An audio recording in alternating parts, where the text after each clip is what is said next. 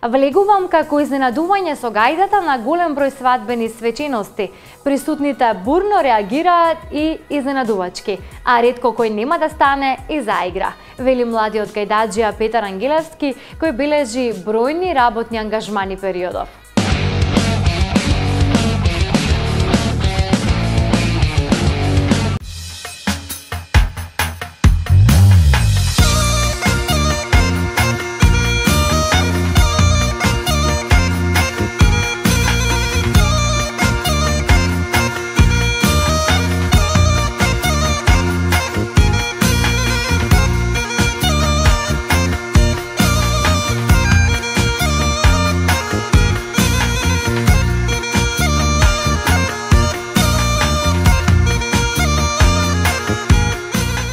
Покрај тоа што постана славен со видеозаписот за неговата македонска селска гајда, младиот гајдаджија Петар Ангелевски е буквално баран насекаде.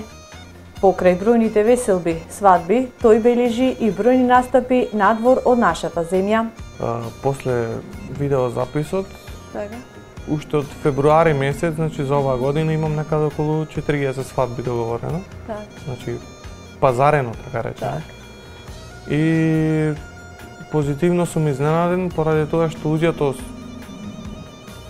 слушнале, бендисале, значи му се допаднала музиката и сакаат да ме побараат за свадба. Петар, како што додава, посебно е чувството кога се свири гајда на свадбената свеченост, бидејќи речиси сите стануваат да играат, а тој влегува токму во оној момент кога е свадбената кулминација на максимално ниво.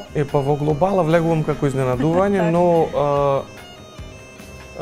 во главно се влегувам со гајдата после вечерата, значи музика да свира 2-3 песни, 2-3 ори и после настапувам јас со тапанџија во народна носија, но некои луѓе сакаат кога ќе влегуваат зето и невестата, значи на почетокот на свадбата, наместо да има свечен танц, да има влез со гајда и тапан.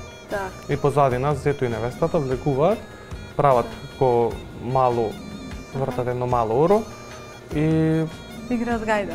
Точно.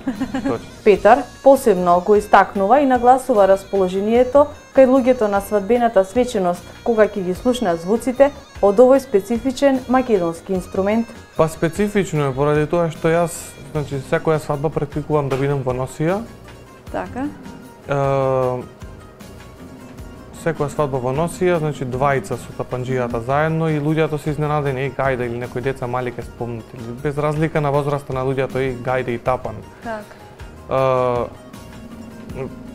Веселбата, значи, станува поголема кога ќе ги има тие изворни инструменти. Како што најави Петар, во периодов е во подготовки на ново музичко парче, кое ќе биде исто така на гајда.